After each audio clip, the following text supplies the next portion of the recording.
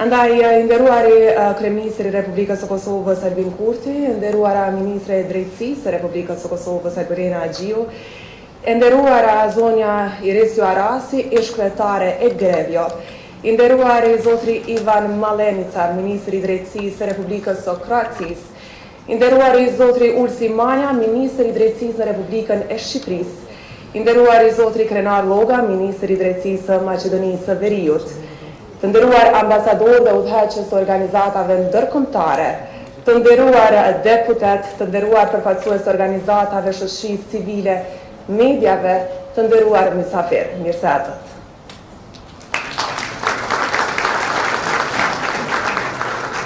Ju falenderojmë të gjithëve që keni gjetur kohën që të jeni sot pjesë e kësaj konferencës së parë rajonale, e cila është duke u mbajtur në Kosovë në moton faktikisht të bashkuar kundër dhunës Mjaft.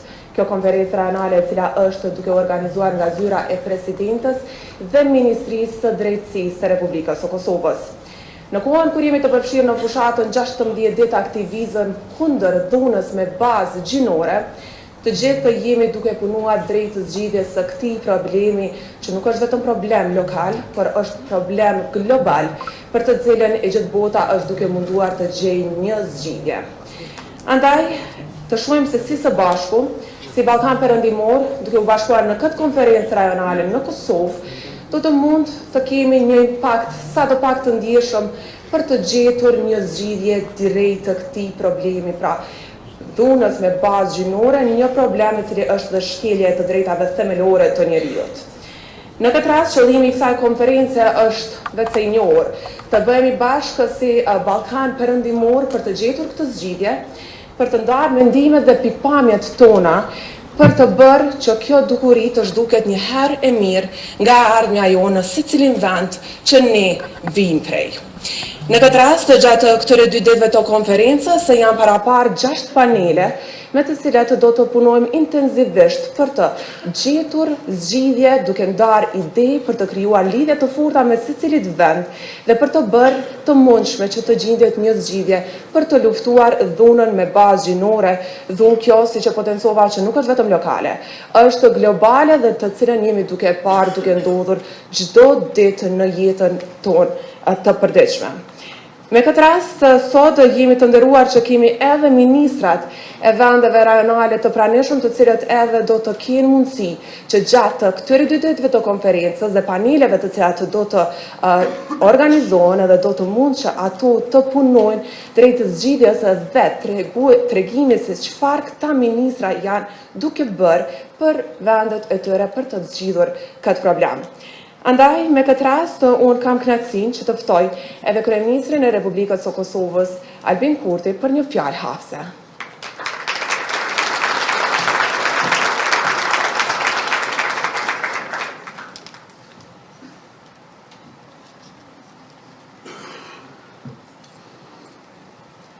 Të nderuara zëvendës kryeministre të qeverisë së Republikës së Kosovës, zonja Donika Gërvalla Shfars dhe zonja Emilia Rexhepi, e nderuara zonja Albulena Agjiu, ministre e drejtësisë në Republikën e Kosovës, i nderuari zotri Ulsi Manja, ministri i drejtësisë në Republikën e Shqipërisë, i nderuari zotri Krenar Lloga, ministri i drejtësisë në Maqedoninë e Veriut, e nderuara zonja Vedrana Shimunxha Nikolić, zëvendës ministre në Ministrinë e Drejtësisë në Republikën e Kroacisë, e nderuar zonja Irisju Arasi, ish kryetare e Grevjo, Group of Experts on Action Against Violence Against Women and Domestic Violence, shkëlqësi ambasador, të nderuar ministrat e qeverisë, deputet të kuvendit, përfaqësues e drejtues të institucioneve të shtetit, të nderuar pranishëm zonja dhe zotri, po ndodh çdo vit sepse rastet janë të shpeshta. Por shpesh është edhe vetëm një rast është shpesh. Me qenë se nuk duhet asnjë. Liridona Demaj u rivarros dje. Rivarrimi i saj është një akt i drejtë. Andaj në kujtim të saj ju lus që të ngriheni në këmbë për 1 minutë heshtje.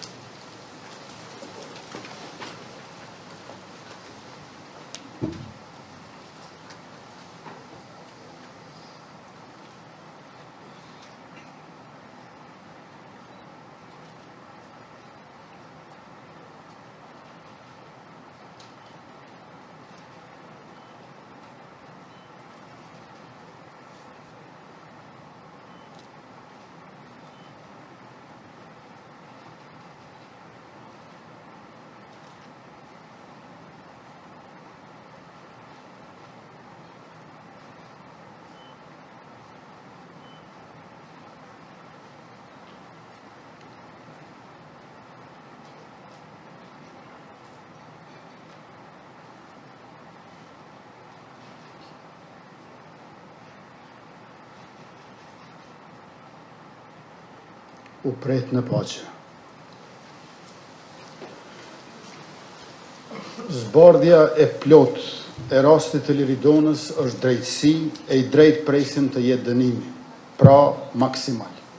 I shpreh edhe nga këtu ngushëllimet më të sinqerta familjes dhe uroj shëndet për fëmijët e saj. Rastet e rënda si këto nuk mund na lejojnë të mbyllim sytë para dhunës së përhapur gjinore. Po punojmë në krijimin e një mjedisi ligjor të fuqishëm, kundër dhunës me bazë gjinore, duke plotësuar dhe ndryshuar kodin e procedurës penale, duke ashpërsuar masat për kryesit e veprave penale të dhunimit, dhunimit seksual dhe të dhunës në familje. Kemi përmirësuar qasjen e shërbime sociale, duke I ngritur mbështetjen për këto shërbime, dhe duke siguruar qëndrueshmëri financiare për strehimoret e të mbjetuarave të dhunës në familje, përmes rritjes së buxhetit dhe linjës së veçantë buxhetore për to. Kujdesi për funksionimin e të gjithë mekanizmave ndërveprues, prej raportimit, deri te trajtimi, hetimi, gjykimi, pra të drejtësia përfundimtare, është dhe do të jetë prioritet I lartë në qendrimin tonë.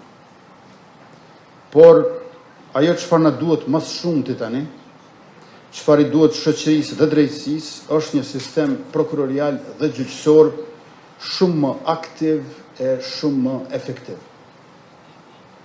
Pesha e padrejtësive nuk mund vazhdoj të bie mbi supet e grave dhe të vajzave, as mbi supet e fëmijëve e të pleqve, as mbi supet e të varfërve e të shtypurve, as mbi supet e personave të sfiduar nga çfarëdo rrethane tjetër. Institucionet janë të obliguara të jenë gjithmonë përkrah atyre që u bëhet ndonjë padrejtësi, çfarëdo padrejtësie. Si institucione, por edhe si shoqëri, kemi për detyrë që të angazhohemi në betejën për barazi në të drejta. Të punojmë për shenjtërinë e paprekshmërinë e secilit individ, pavarësisht zgjedhjeve që ajo ose ai I bën në jetë. Ne nuk mund vendosim për jetën e askujt.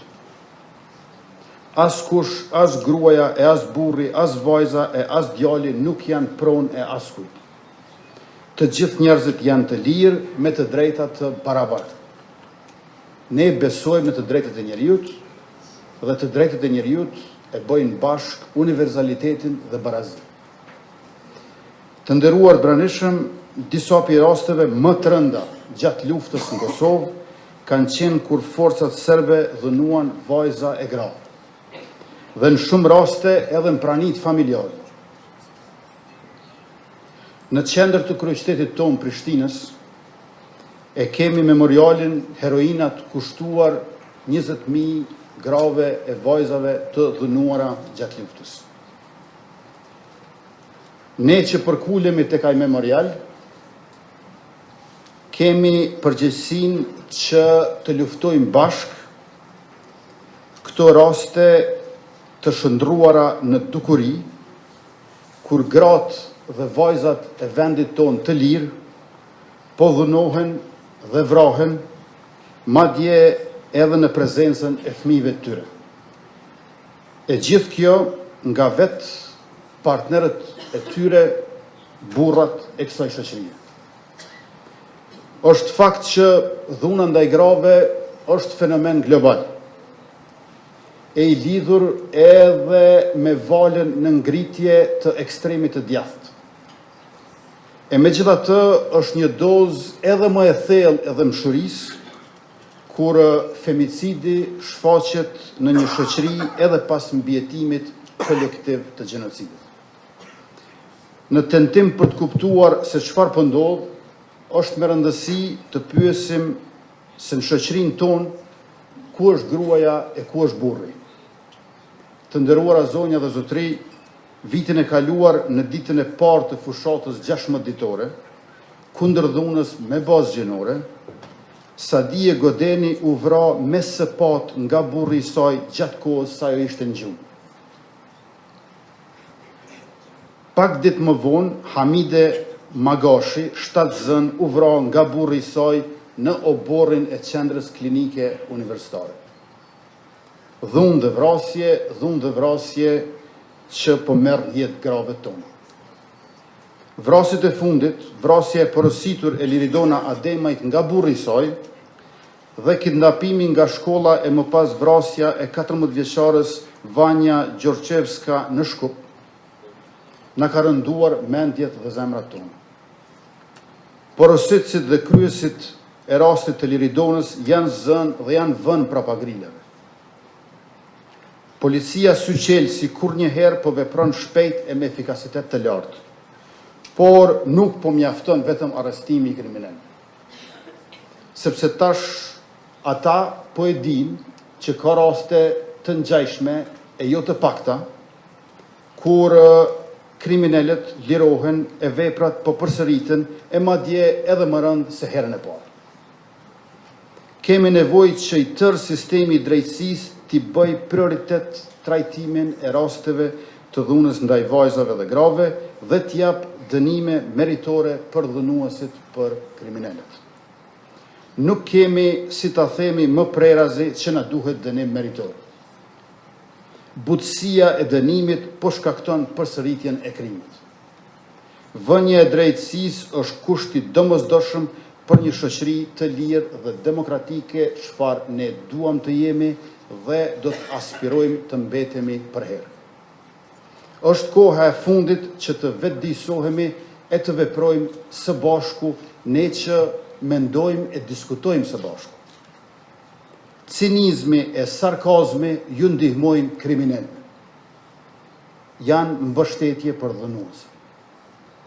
Duhet që shkollat tona publike e private, mediat tona publike e private, artistët e sportistët, personat që kanë ndikim të shtuar në shoqëri, të gjithë t'i evitojnë mesazhet, porosit publike, private, që mund të shihen si nxitëse apo justifikuese të dhunës, dhe duhet të bashkohen në fushatën tonë kundër dhunës me bazë gjinore. Po të veprojmë së bashku, me solidaritet të pakushtëzuar, të pakursyer e të pa rezervë në këtë betejën tonë, jam i sigurt që do të mposhtim dhunën, diskriminimin dhe pabarazimin. Secila vajzë e grua, secila duhet të ndjehet e lirë, e sigurt dhe pasionuar për të jetuar. Vetëm në këtë mënyrë ka kuptim secili funksion që mbartim në shoqëri dhe secila pozitë që kemi në institucion. Ju falenderoj.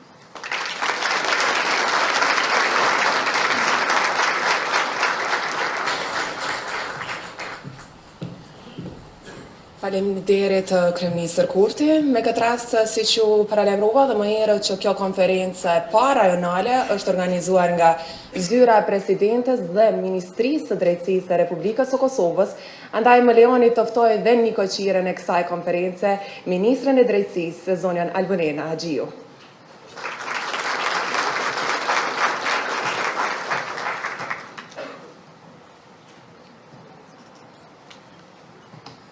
I nderuar kryeministër i Republikës së Kosovës, zoti Albin Kurti, të nderuara zëvendës kryeministre, zonja Donika Gërvalla Shvarc dhe zonja Emilia Rexhepi, të nderuar ministra dhe deputet të Kuvendit të Republikës së Kosovës, i nderuar ministri i Drejtësisë nga Republika e Shqipërisë, zoti Ulsi Manja, nderuar Ministri i Drejtësisë Republikës së Maqedonisë së Veriut, zoti Krenar Lloka, nderuara zëvendës Ministre e Republikës së Kroacisë, zonja Vedrana Nikolić, nderuara kryetare Grevjos, zonja Iris Luarasi, të nderuar shkërqësi ambasador, të nderuar drejtues dhe përfaqësues të institucioneve të Republikës së Kosovës, të nderuar përfaqësues nga organizatat e shoqërisë civile, por edhe partnerët tanë, të nderuar përfaqësues nga Republika e Shqipërisë, Bullgaria, Kroacia, Maqedonia e Veriut, Mali i Zi dhe Bosna Hercegovina,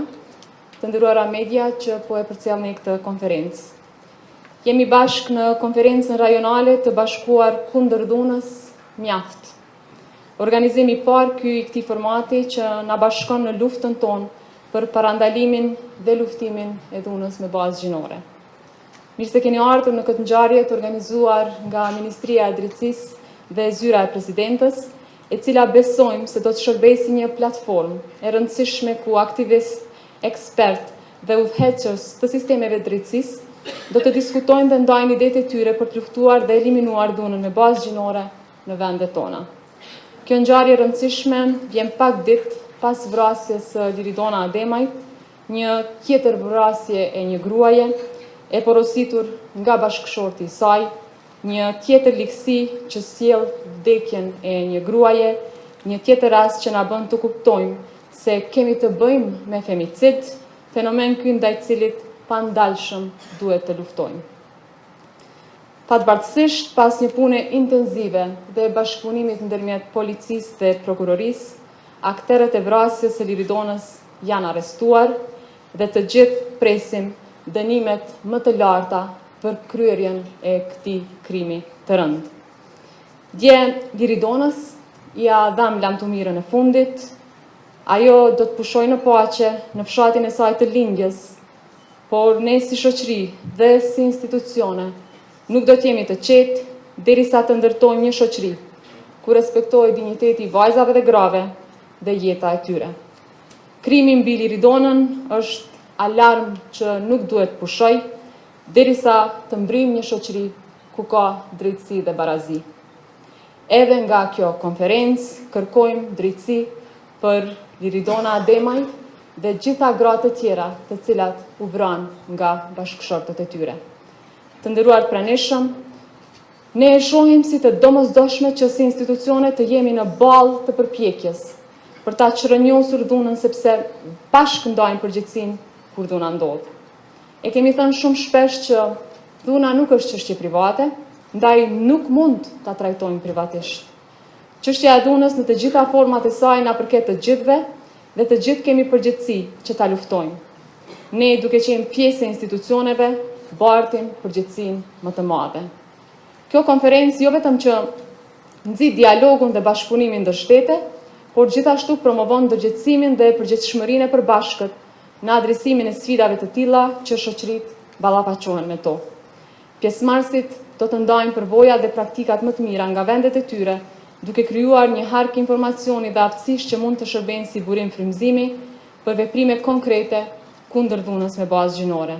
Konferenca po ashtu mundson shkëmbimin e njohurive rreth legjislacionit dhe politikave që janë të dizajnuara për të mbrojtur dhe përmirësuar pozitën e grave dhe vajzave në shoqëri.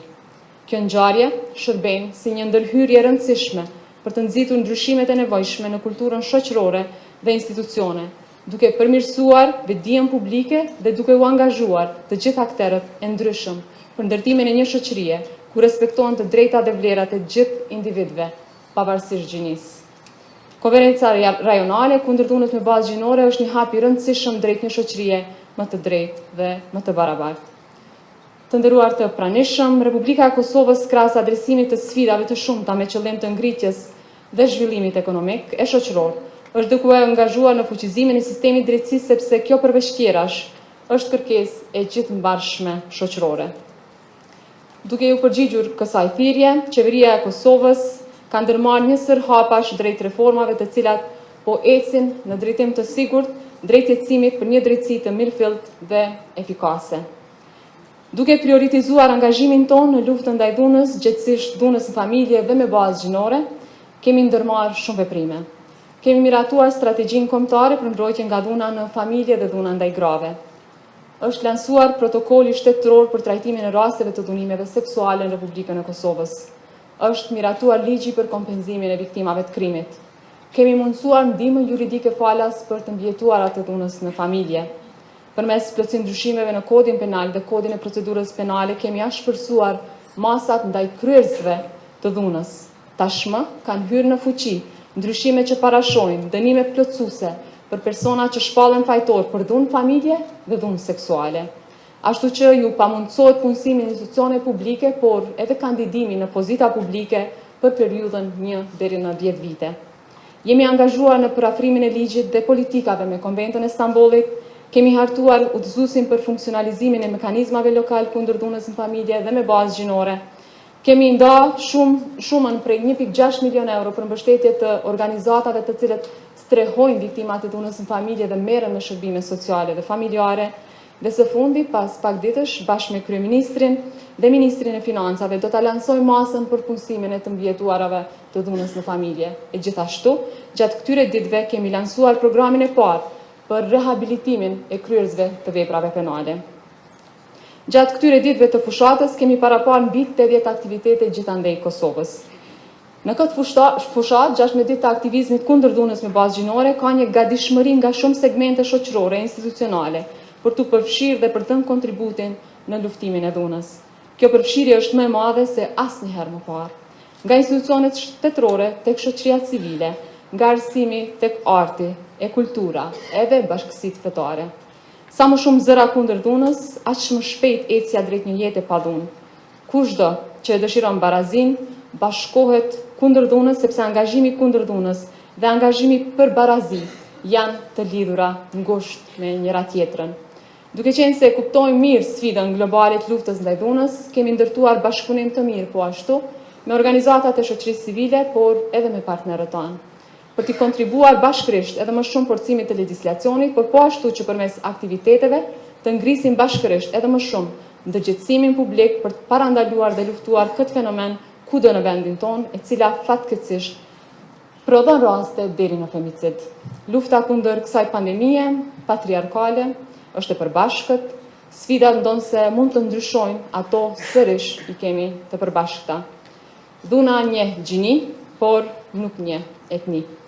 Duke qenë koshient për rolin dhe përgjegjësitë që kemi, uroj që të ndërtojmë bashkëpunim edhe më të madh mes njëri tjetrit për të ecur bashkërisht drejt një progresi shoqëror ku respektohet integriteti dhe dinjiteti secilit, ku sjelljet e përgjithshme njerëzore bëhen kulturë e shoqërisë tonë dhe ku ligji e drejtësia funksionojnë mirëfilli në republikat tona. Faleminderit për prezencën tuaj sot, faleminderit që kontriboni jo vetëm lartësimin e kësaj kampanje, por edhe me përvojat dhe eksperiencat tuaja dhe bashkëpunimin e ofruar në këtë drejtim. Faleminderit.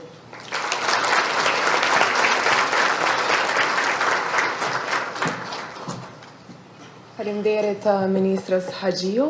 Me këtë rast, sigurisht që shumë pjesëmarrës udhëheqës të institucioneve të ndryshme kanë bërë punën e tyre ndër vitesh drejt luftimit, por edhe parandalimit të dhunës me baza gjinore, të cilët edhe vazhdimisht vazhdojnë të bashkëpunojnë edhe me institucionet shtetërore.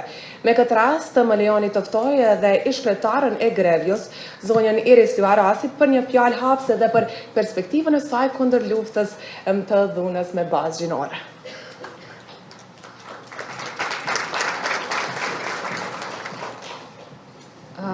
Unë do thoya që në fillim shqip është një kënaqësi e jashtëzakonshme që të jemi ftuar nga qeveria e Kosovës për një keynote speech që ka lidhje me 16 ditët e dhunës.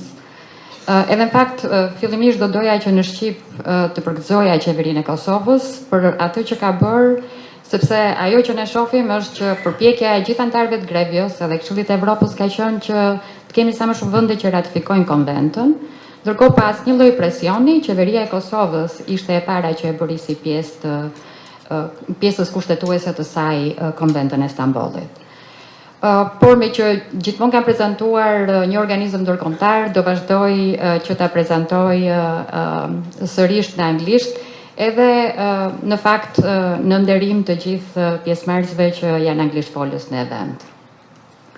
So I would like to thank the government of Kosovo and Kosovar Ministry of Justice for organizing this conference and for inviting me to deliver a keynote speech alongside His Excellency, Mr. Albin Kurti, and Madame Albulena Hagiu, in view of making the Istanbul Convention part of the Kosovar constitutional order, and I would profit from this opportunity to congratulate the fact that in the Criminal Code of the Republic of Kosovo, domestic violence has been incriminated as a unique criminal act. While a lot of work is being done to involve more countries to ratify the convention, Kosovo, even no party of Council of Europe, decided to do that.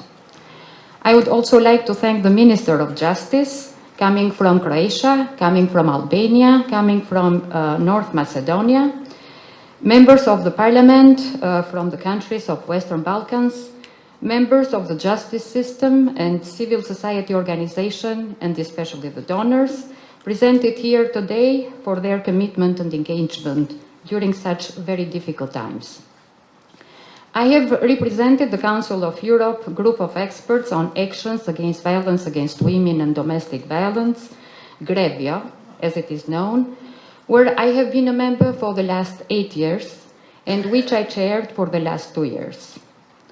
2 years ago, we celebrated the 10th years of the opening for signatures of the Council of Europe Convention on Preventing and Combating Violence Against Women and Domestic Violence, better known as Istanbul Convention. This is an important reminder that a decade ago, the concern for the human rights of women and girls to live a life free from violence prompted 47 governments to negotiate legally binding standards, which we now have.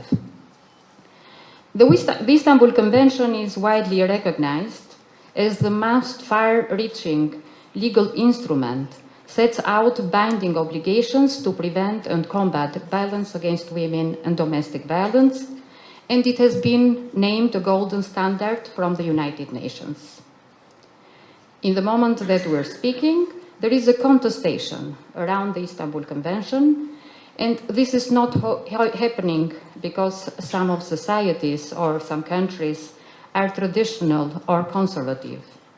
Of course, this might be a contributing factor, but that's not the reason why it is happening.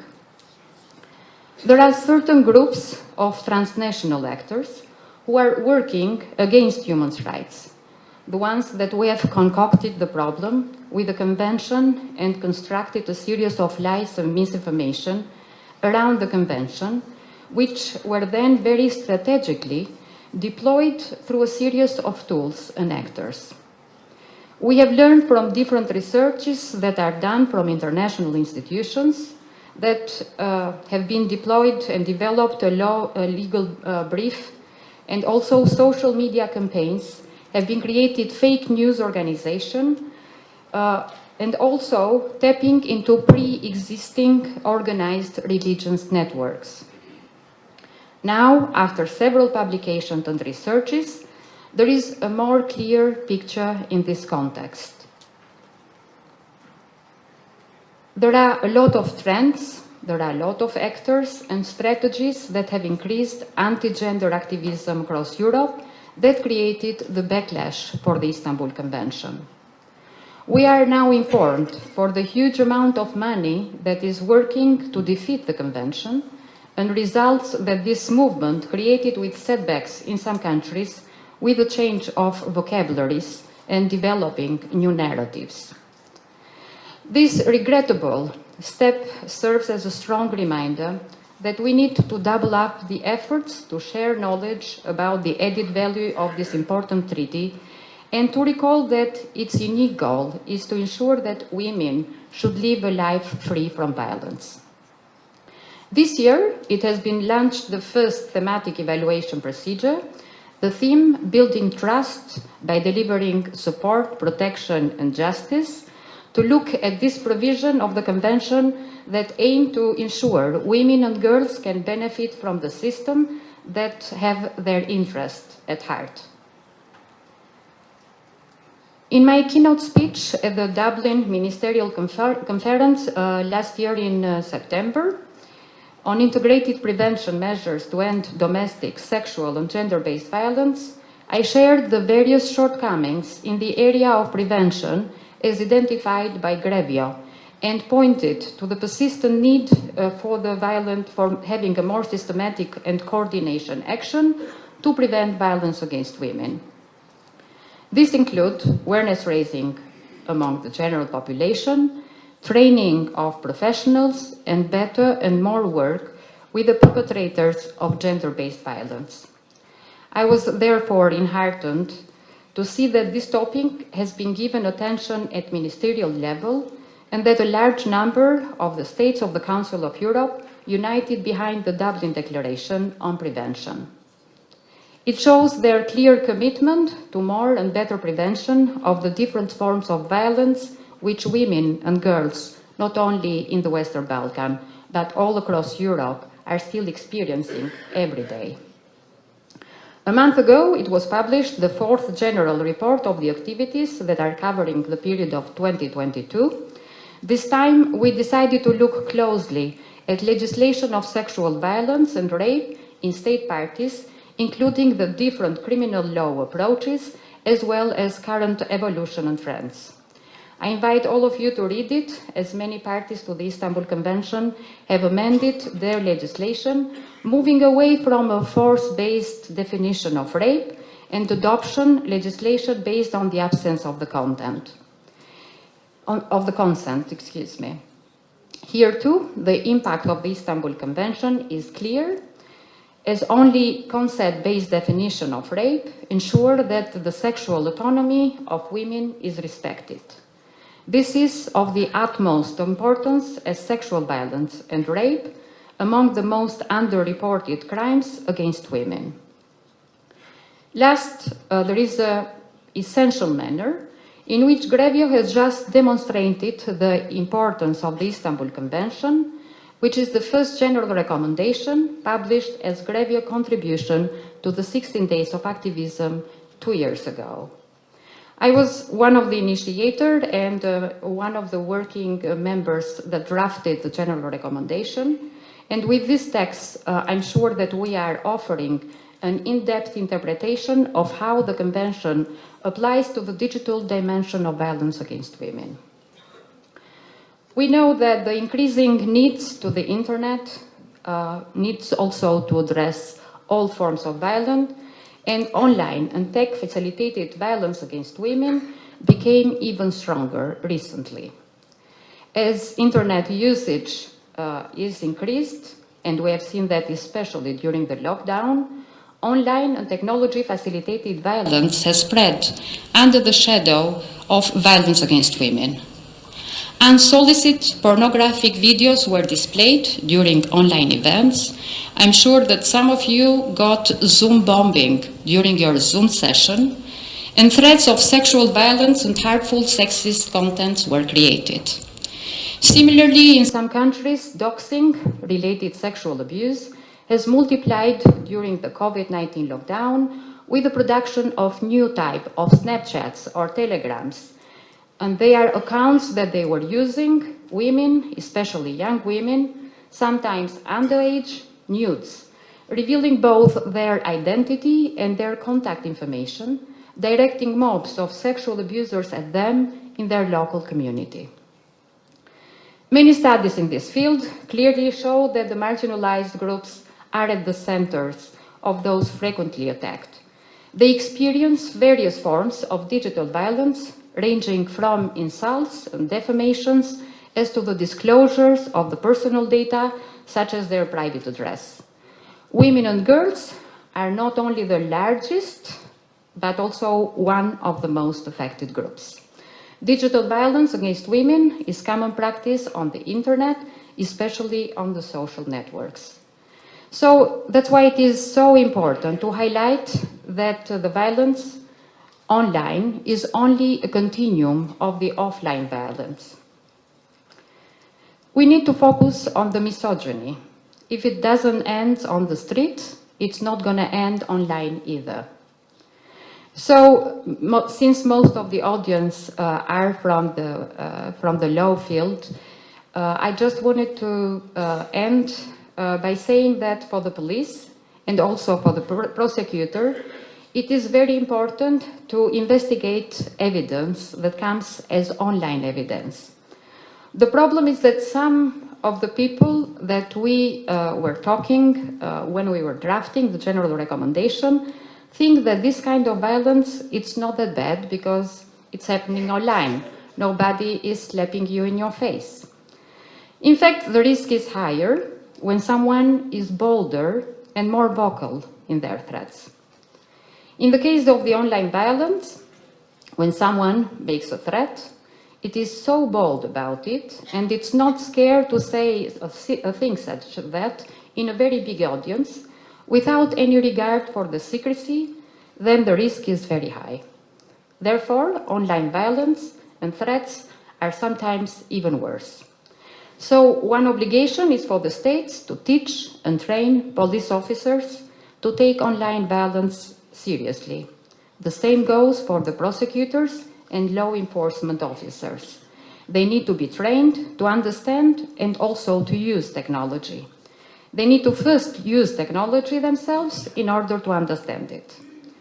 If violence happened online, on contrary to the one in person, then there is always proof. There is always a digital trail of that violence. This takes the burden of the victim to provide proof. A threat is a threat, and protection orders need to be issued for online threats and of the online violence as well. We need to train and to teach those professionals how to ethically navigate through them, and also how the community to use in the safe way the technology. Thanks so much to the government of Kosova, for inviting me today here. And I must confess that this has been a real privilege. Thank you.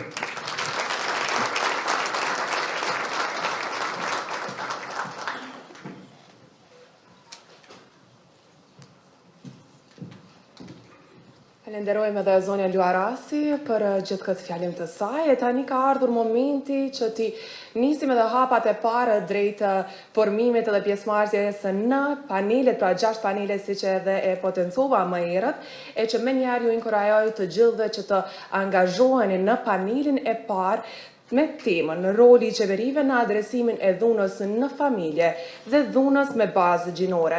Me këtë rast do të dëgjoni edhe perspektivat e Ministrës së Drejtësisë e Republikës së Kosovës Alberina Agjiu, por gjithashtu edhe Ministrit të Drejtësisë nga Republika e Shqipërisë Ulsi Manja, por edhe Ministrit të Drejtësisë nga Republika e Maqedonisë së Veriut Krenar Lloga. Me këtë rast, kryesuese e këtij panelit të parë do të jetë Vlora Tuzinushi nga UN Women. Më lejoni edhe një herë t'ju lajmëroj që pas pushimit të drekës nga ora 13:30 në katin më lart do të keni mundësinë që të bëheni pjesë e panajirit, i cili do të jetë